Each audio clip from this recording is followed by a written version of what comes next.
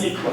And finally, after Jesus was done with his work, he went to Lazarus' home. Mwisho wa siku Yesu alifunga na kwenda kwa nyumba ya Lazaro. And from verse 20 it says, so when Martha heard that Jesus was coming, she went and met him, but Mary remained seated in the house. Martha said to Jesus, Lord, if you had been here, my brother would not have died. And verse 22, but even now I know that whatever you ask from God, God will give you. Okay, so this time round, Martha is being introduced, but she's not this time round complaining about her sister Mary, who is left behind. Wakati huu Martha analetwa tena, lakini hamuniki kuhusu yule dada ambaye hafanyi kazi. But she says that if you had been here, Jesus, my brother would not have died. Anasema ungekuwa hapa Yesu, ndugu yangu hangekufa. And I'm impressed by the kind of faith that Martha has in Jesus. Ninafurahishwa na imani kuu ambayo Martha alikuwa nayo kwa Yesu. And also he says, if only you were here. Sema kama tu ungekuwa hapa. And this misfortune that has come as befallen us would not have befallen us. Janga hili halingeweza kutukumba. And she continues in 22 and says that I know that whatever you ask from God, even now, He is able to give you. And this now illustrates the great faith that Martha has in God. Hii sasa inaonyesha imani kuu ambayo Martha akonayo kwa Mungu. In the first instance, she is introduced as someone who is very anxious. She is distracted. She has a lot of things in her mind, even as she serves the Lord. Katika sehemu ile ya kwanza ya Luka analetwa kama mtu ambaye anasumbukana na vitu vingi. But in this second portion, katika sehemu hii ya pili, they are in bereavement. Wako katika maziko. And even as she left the house, brethren were in the house comforting them after losing their brother Lazarus.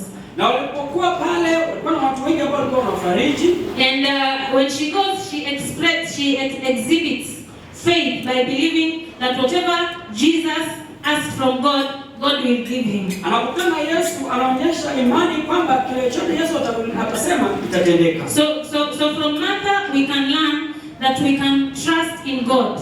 Kutoka huu Martha tunasoma kwamba tunaweza tukamwamini Mungu. We need to serve God in the house of God.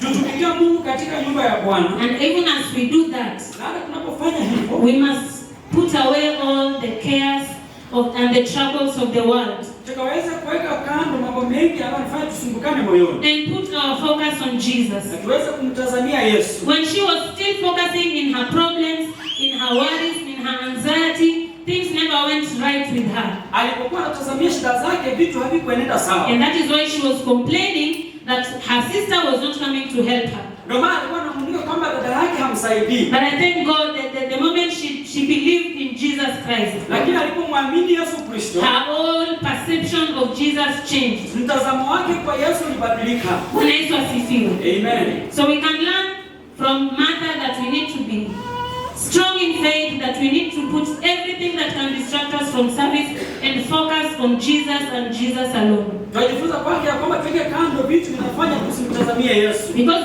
after that, Jesus asked God to bring Lazarus back to life. Yesu anauliza Mungu mrejeshe tena Lazaro uhai. And Martha's prophecy now becomes a reality. Na utabiri wa Martha unakuwa kweli. Bwana Yesu asifiwe. Amen. There is a song that was sung when I used to be in high school. I used to like singing, so I used to join the SDA group because they like singing a lot. Kuna wimbo ambao ulikuwa unaimba na group wa SDA nikiwa shule ya upili, nilikuwa najiunga nao. So there's this song walikuwa wanaimba kuhusu Lazaro, and the song says, okay, just that bit that I want to illustrate. Wakimalizia wimbo wanasema, umezikwa katika kaburi gani? Yesu anataka kuliondoa hilo jiwe.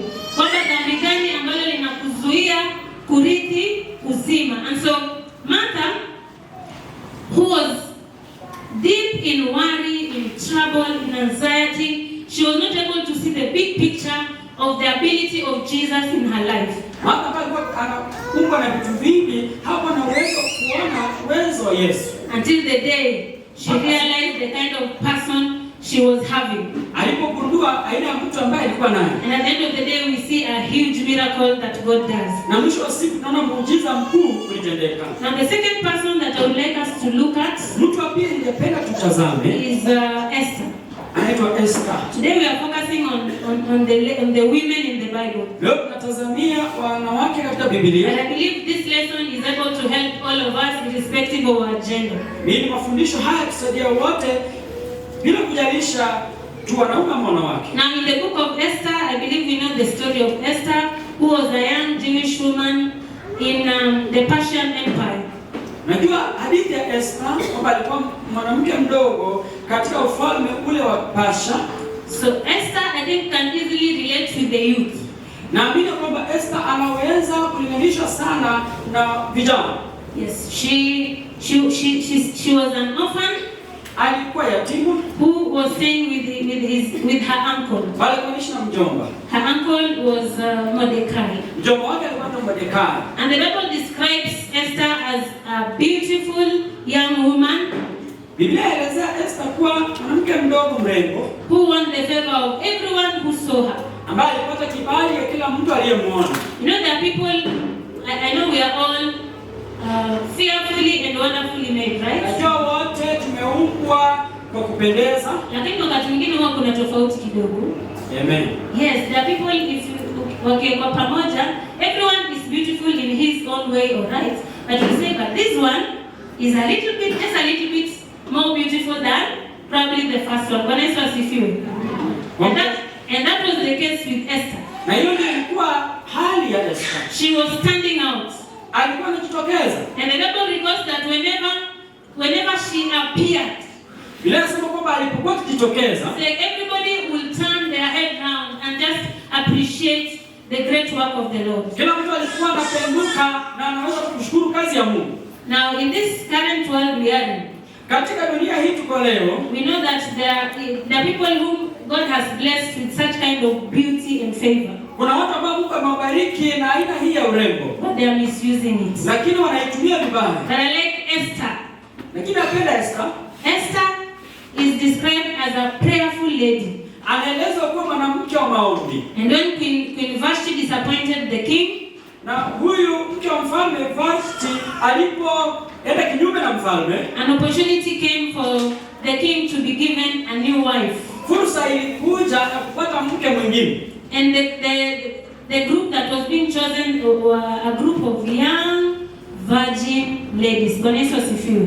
Na kikundi ambacho kinachaguliwa ni mabikira wadogo. So the king was looking for a lady, a wife who had kept herself sexually pure. Kwa hivyo mfalme alikuwa anatafuta mwanamke ambaye alikuwa amejiweka kuwa mtakatifu. And I don't know whether it's in South Africa or in which country where such things still happen. It's in Switzerland. And they are Swaziland, thank you.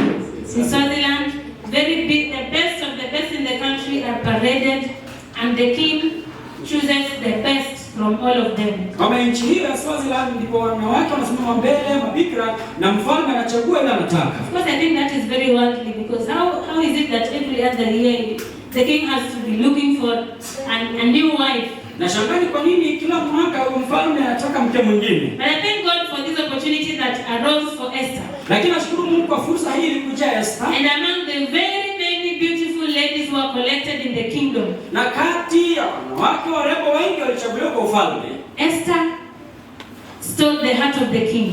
Esther ndiye aliweza kupata moyo wa mfalme. If you look at Esther chapter 4 verse 7, it says that the young woman had a beautiful figure and was lovely to look at. Kwamba huyu mwanamke mdogo alikuwa na umbo la kupendeza, alikuwa mzuri wa kumtazama. Bwana Yesu asifiwe. Amen. Bwana asifiwe. Our young ladies in the house, Bwana asifiwe, na dada wadogo who are fearfully and wonderfully made, ambao wametengenezwa kwa kuogopa na kwa wema. May the Lord help all of us to use the beauty and the great talents that the Lord has given us to his own glory. Mungu atusaidie kutumia urembo huo kwa utukufu wa Mungu, and not to use it in the wrong way. Na si kwa njia mbaya. I remember when we used to be in campus. I was a student at Atieno University very many years ago. Nakumbuka nikiwa katika chuo kikuu cha Maseno hapa miaka mingi iliyopita. I think about 12 years ago. Ni takriban miaka 12 iliyopita. Yes, and we used to stay at Makerere. Tulikuwa tunakaa kule Makerere On the side. Upande mwingine. And over the weekend we used to see, I don't know if it still happens. Na kwa weekend tulikuwa tunaona, sijui kama bado inatendeka, magari yenye magurudumu makubwa yanakuja yanapark pale mbele. Especially on Friday evenings. Aswa Ijumaa jioni. Alafu wasichana warembo wanaingia kwenye magari wanapotea. The next time they come back, you see them probably on a Tuesday or on a Wednesday. Ukiona wanarudi ni Jumanne ama Jumatano. So these are young ladies. Kwa hivyo hawa wasichana wadogo, who are intelligent, ambao wana akili nzuri and well endowed, na wako na umbo mzuri, but they were using their giftings in the wrong way. Vipawa vyao vibaya. Most of them, maybe some of them were able to succeed kwa njia zao za mkato, wanapata alama zao, wanaenda zao. But some of them were not able to finish. Wengi wao hawakumaliza shule. But I thank God today because of Esther. Lakini nashukuru